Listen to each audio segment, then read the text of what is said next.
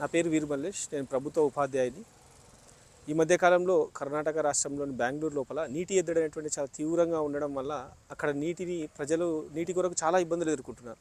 దాని కొరకు ప్రభుత్వం ఇప్పుడు ప్రస్తుతము కొన్ని నియమాలను పెట్టి వాళ్ళ నీరు వాడుకునేటువంటి ఏర్పాట్లు చేయడం జరిగింది. అయితే ఈ విధంగా చేసే కంటే అంటే మన దగ్గర ప్రస్తుతం నీటి ఎద్దడి అంతగా లేకపోయినప్పటికీ భవిష్యత్ అవసరాలను దృష్టిలో పెట్టుకొని మనం నీటి వాడకం అనేటువంటిది కొనసాగిస్తే అలాంటి ఇబ్బందులు భవిష్యత్తులో మనం ఎదుర్కోకుండా ఉండొచ్చు అనే ఉద్దేశంతోన నేను ఉపాధ్యాయుని కాబట్టి పాఠశాలలో విద్యార్థులకు అవగాహన కార్యక్రమాలు చేస్తే బాగుంటుందనే ఉద్దేశంతో కోస్గి పట్టణంలోని ఉన్నత పాఠశాల విద్యార్థులకు గత శనివారం రోజు ర్యాలీ నిర్వహించి శివాజీ కూడలిలో ఒక ప్రతిజ్ఞను చేయించడం జరిగింది. ఈ ప్రతిజ్ఞను మనం వాక్ ఫర్ వాటర్ ఫౌండేషన్ అనేటువంటి ఫౌండేషన్ వాళ్ళ నుండి దాన్ని తీసుకోవడం జరిగింది. స్వచ్ఛందంగా ఇలాంటి కార్యక్రమాలు వాళ్ళు నిర్వహిస్తుంటారు కాబట్టి వాళ్లకు మనం సపోర్ట్ ఇస్తూ నేను కూడా వాలంటీర్గా దీని లోపల ప్రతిజ్ఞ చేయించాలనేటువంటిది నేను నిర్ణయించుకోవడం అనేటువంటిది జరిగింది. ఆ విధంగా ఒకసారి ర్యాలీ తీసిన తర్వాత విద్యార్థుల నుండి మంచి స్పందన, అవగాహన అనేటువంటిది ఏర్పడ్డనేటువంటి విషయాన్ని మనం తెలుసుకొని దీన్ని విస్తరించి మండలంలో ఉన్నటువంటి కోస్గి మండలంలో, నారాయణపేట జిల్లా కోస్గి మండలం, కోడంగల్ కాన్స్టిట్యున్సీలో ఉన్నటువంటి ఈ ఉన్నత పాఠశాలన్నింటిలో ఈ కార్యక్రమం నిర్వహిస్తే చాలా బాగుంటుందని అనిపించి ప్రస్తుతం అన్ని ఉన్నత పాఠశాలలో కార్యక్రమాన్ని నిర్వహించడం అనేటువంటిది జరిగింది. తర్వాత మన పక్క మండలాలైనటువంటి మద్దూరు, మాగనూరు, మక్తల్ మండలాల్లో కూడా వీటిని అంటే ఈ విధంగా చేస్తున్నటువంటి విషయాన్ని కొంతమంది ఉపాధ్యాయులు గమనించి వాళ్ళు కూడా ఈ కార్యక్రమాన్ని నిర్వహిస్తున్నారు, ప్రతిజ్ఞ అనేటువంటి చేస్తున్నారు. స్థానికంగా ఉన్నటువంటి వైద్యుల ద్వారా కూడా ఈ ప్రతిజ్ఞ చేయించుకోవడం జరిగింది. వ్యాపారస్తుల ద్వారా, అదేవిధంగా యువకుల ద్వారా కూడా మనం ఈ నీటి ప్రతిజ్ఞ అనేటువంటిది చేయించడం అనేటువంటిది జరిగింది.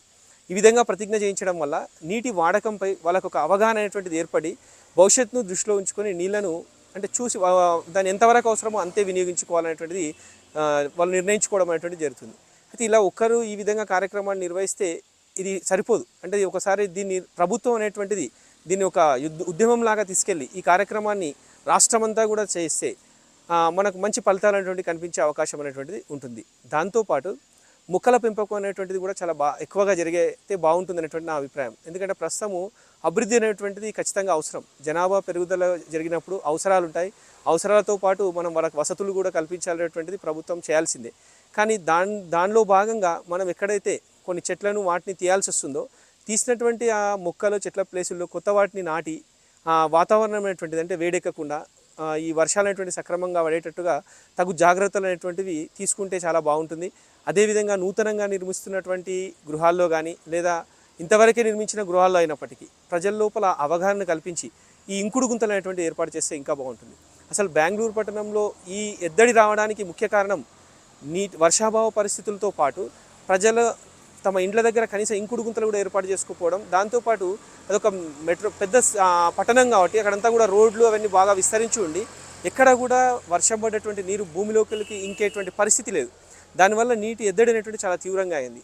అలా కాకుండా కొత్త టెక్నాలజీతో రోడ్లు వేయడం అంటే అలాంటి టెక్నాలజీని ఉపయోగించడం, మనం రోడ్లు వేసేటప్పుడు రోడ్డుపై పడ్డటువంటి నీరు కనీసం అక్కడిదక్కడే ఇంకేటట్టుగా డ్రైనేజ్లోకి వెళ్లకుండా వర్షపు నీరు అనేటువంటిది ఆ ప్రాంతంలోనే భూమిలోకి ఇంకేటట్లుగా తగు పరిశోధనలు జరగాలి.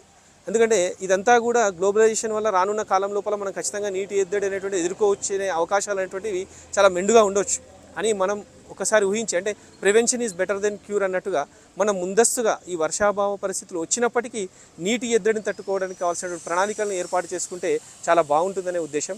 నేను ముఖ్యంగా విద్యార్థులను ఎందుకు ఎంచుకున్నానంటే విద్యార్థులు భవిష్యత్ తరాలు కాబట్టి వాళ్ళ లోపల ఈ అవగాహన శక్తి ఉంటే వాళ్ళు సమాజానికి తెలియజేయడానికి ఒక వారధిలా ఉంటారనేటువంటి వాళ్ళతో చేయించడం అనేటువంటిది జరిగింది. దాంట్లో భాగంగానే నాకు సమయం ఉన్నప్పుడు నేను స్థానికంగా ఉన్నటువంటి యువకులు, వైద్యులతో కూడా చేయించాను. వాళ్ళ నుంచి మంచి స్పందన లభిస్తుంది.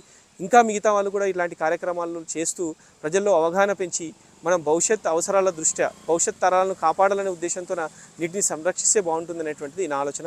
Save water, save nation.